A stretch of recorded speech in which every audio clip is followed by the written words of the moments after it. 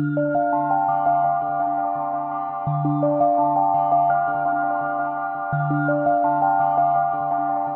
morning, good afternoon, and good evening, and welcome to the Therapy Matters podcast, your one-stop resource for expert insights and advice on everything therapy and rehab.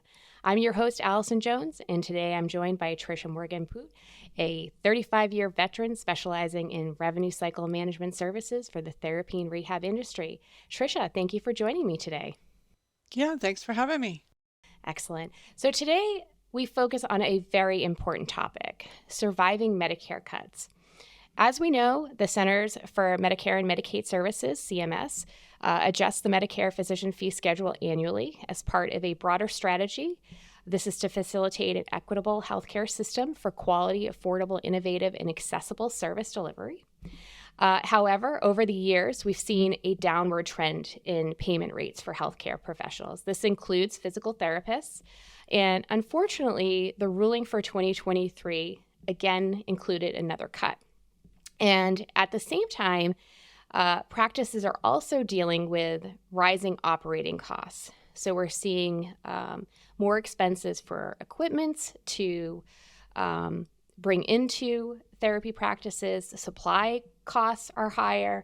And probably the most impactful is staff cost. And that's even if they can find the appropriate staff to bring into their practices. It's much higher price right now.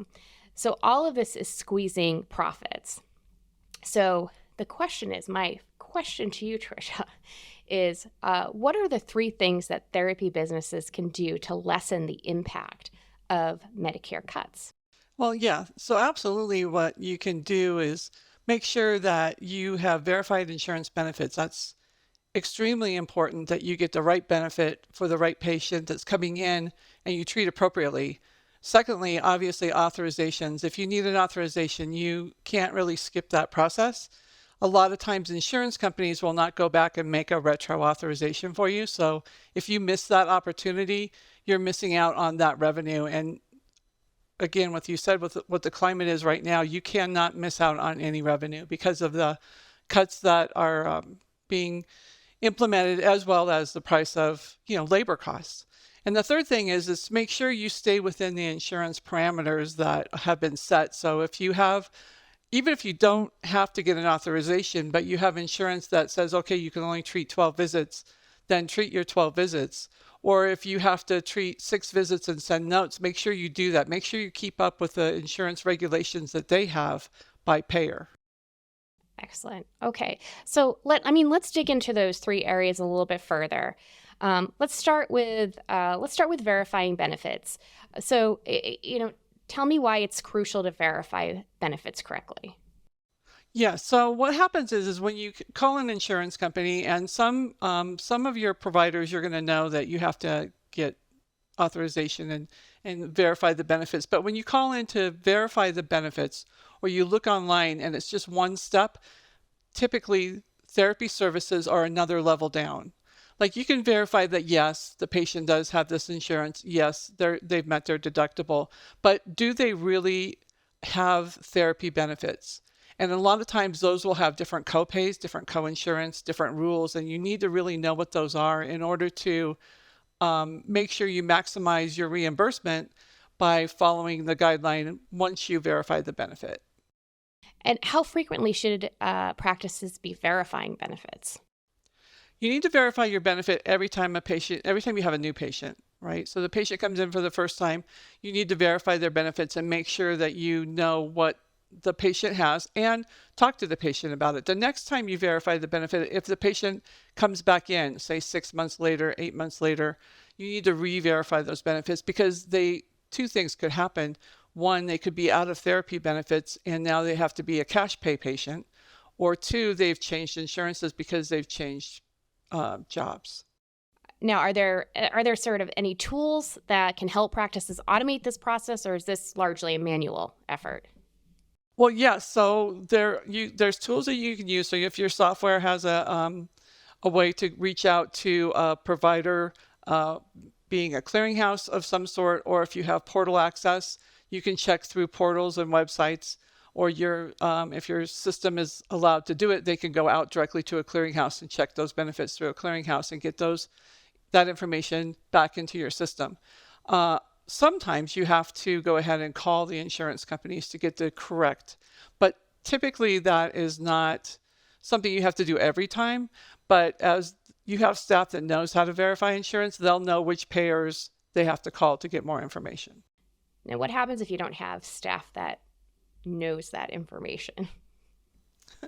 There's your challenge. So you need to make sure that, you've trained your staff well. You keep either within your system, you have queues that say, hey, you need to call this. So you have a brand new staff member. They're using your system for the first time. You should be able to get a queue that says this needs to be verified through a phone call. It's by an insurance. It should be a pop-up note or some type of note that tells you, I need you to do X. If you don't have that, you're going to be down to paper and pencil and, stickies on a desk. So either way, you need to have staff that kind of knows the rules, either by your system prompting or somebody has what we used to call a Bible of each payer of exactly how to verify those benefits. So really looking at your system to do a little bit of that work for you to help streamline that process and make it a little bit easier. Absolutely. Okay. So how does this process help a practice collect revenue?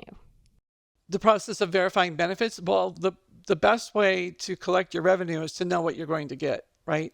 So if you don't know what the insurance is going to pay, what they're going to allow, then you're in the dark just treating the patient, hoping that, number one, you're in network. Number two, if you're out of network, you're collecting the money at the time of service from the patient because typically the patient gets that check. So if you're not proactively checking your benefits, then you have the risk of losing revenue due to either patients getting the revenue or it's completely denied. All right, let's shift gears to collecting copays. Why is it important that practices collect copays at the time of service? It's important to collect copays at the time of service because once the patient leaves the treatment, they typically, you lose about 50 to 60% of your revenue as soon as that happens because patients will pay as they come in because they're right there in front of you and they'll pay their bill. If they're on, they walk out the door, right? They leave the office and now they have other bills that they have to pay.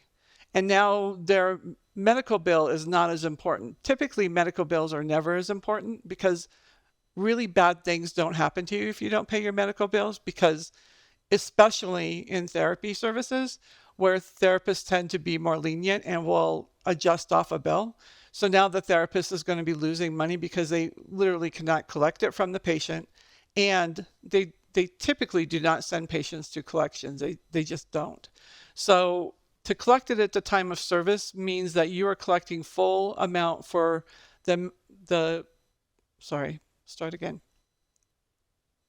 You're collecting the full amount for that treatment for that day by insurance company and by the patient's portion. Wow, 50 to 60%, that is a massive amount of money to literally just let walk out the door. Literally, yes. Yeah. So what happens is that the patients leave, right? And then they wait till the end of the treatment to pay. And now you're trying to get retroactive payment for a service that you've already rendered. And now they come back and they say, well, I'll pay you $20 a month. Well, it might be a $500 bill.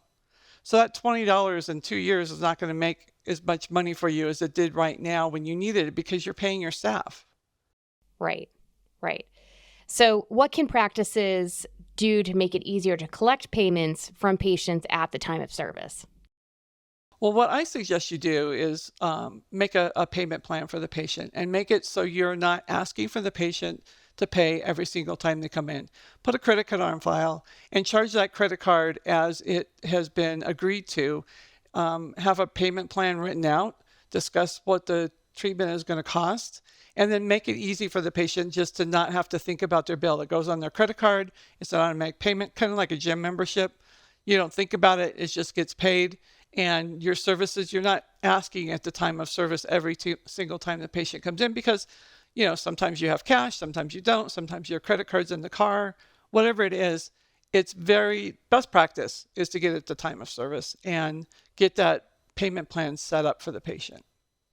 Now, is there any special training that you have to do for your front office staff to help with delivering that message to patients? Yeah, your front office staff has to be very, they have to be kind of balanced, right? They have to be the cheerleader for the practice. And they also have to be the person that says, well, we do need payment. And that's hard to get a person to do, because either they're very, a cheerleader for the practice, really happy to see you, and they kind of feel bad about taking your money. You need the balance of the person that says, hey, this is our practice and we need to get this revenue in order to keep the practice open and help other people. So you need to have a person that is balanced to not be afraid of asking for money. So it's a interview process, honestly. You're interviewing for a specific type of person that can do this process, because it is hard sometimes, because you're looking at, working through payment plans with people and making sure they make that payment. What about posting payment policies in the front office, or having that as part of like your paperwork when you're onboarding a patient? Right, you can do that. If you post your payment policy in the office, that's great, because then you can always refer back to it. But as a patient, when I walk in and I look at that payment policy, it's like, okay, now you just want money. Like you're not, it's like it's kind of a double-edged sword. So if you have your payment policy and it's super strict, then it seems like you're not going to accommodate where the person is. If you don't have your payment policy, then it comes back and the person says, well, I didn't see the payment policy. So definitely have something that's signed. I don't necessarily think you have to post it, because it's kind of, it's a little forceful when you're coming into therapy for the first time to see all the rules. You have to sign enough documents, for HIPAA, for all these things, you're signing documents. It's just nice to have a person talk you through what this benefit looks like, what your insurance benefit looks like, and what's going to be expected of you to pay in a one-on-one type of situation. And then they'll sign that policy instead of just posting it. Mm-hmm. More of a personalized one-to-one experience. Yeah, for sure. Okay.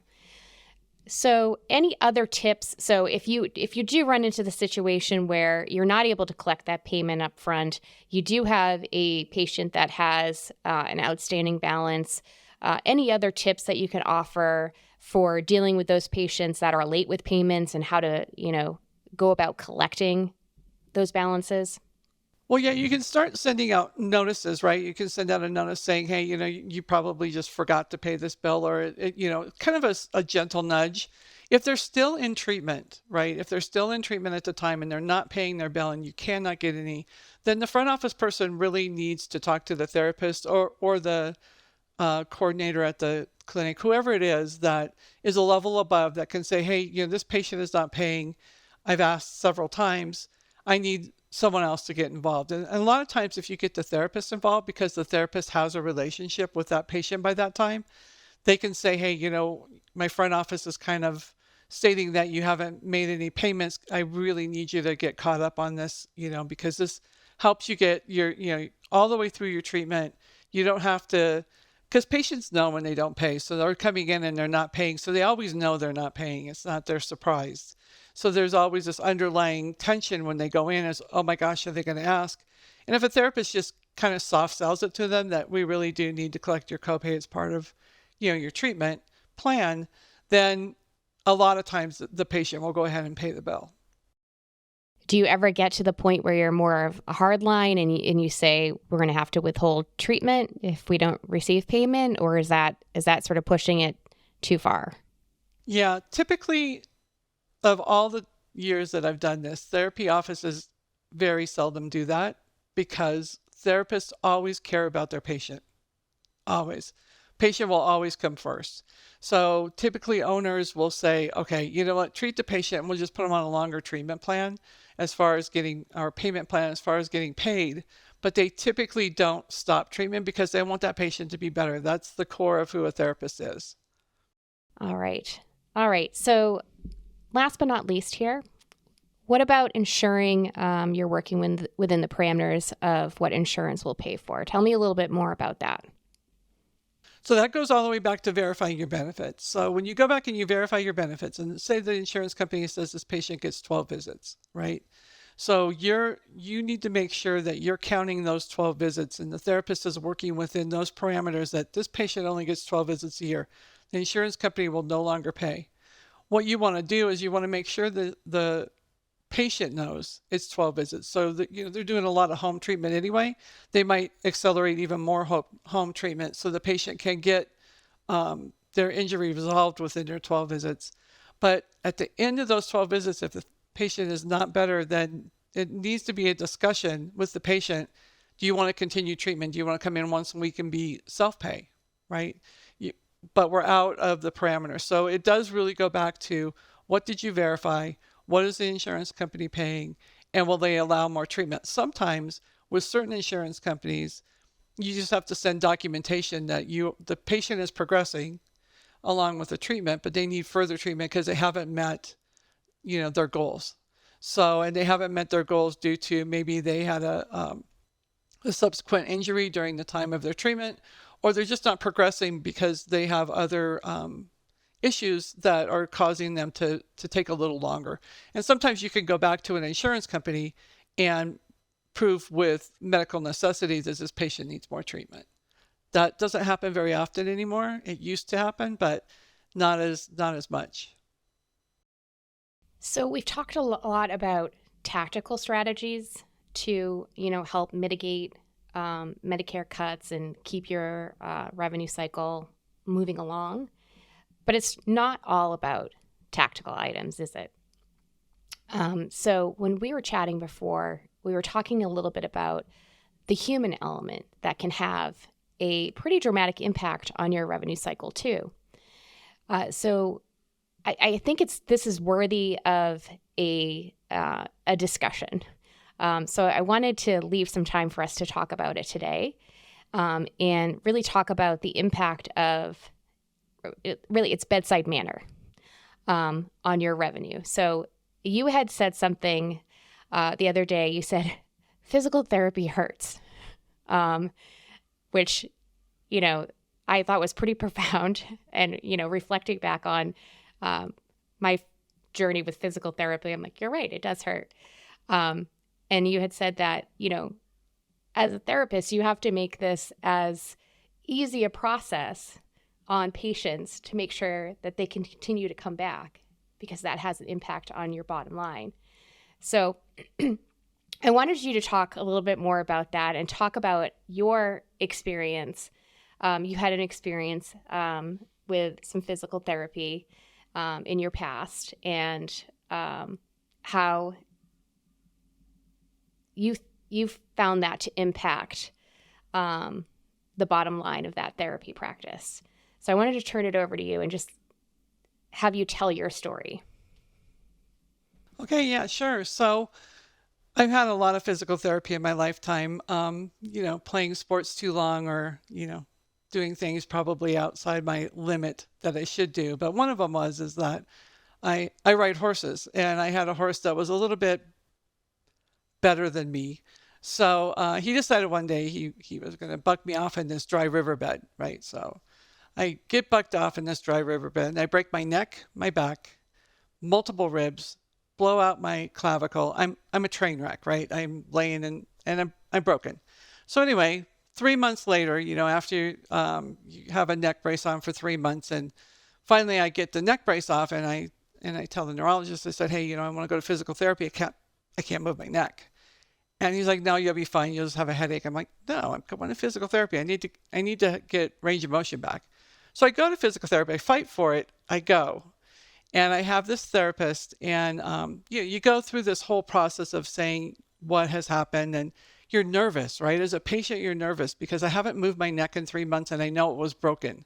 Like, is my neck going to break again? Is it going to work? Am I ever going to turn my head? You have all these things, and every patient has that. It doesn't matter what injury it is. They're still nervous to go in and have somebody touch them and move them and try and get motion when you know it's going to hurt, right? So you're apprehensive.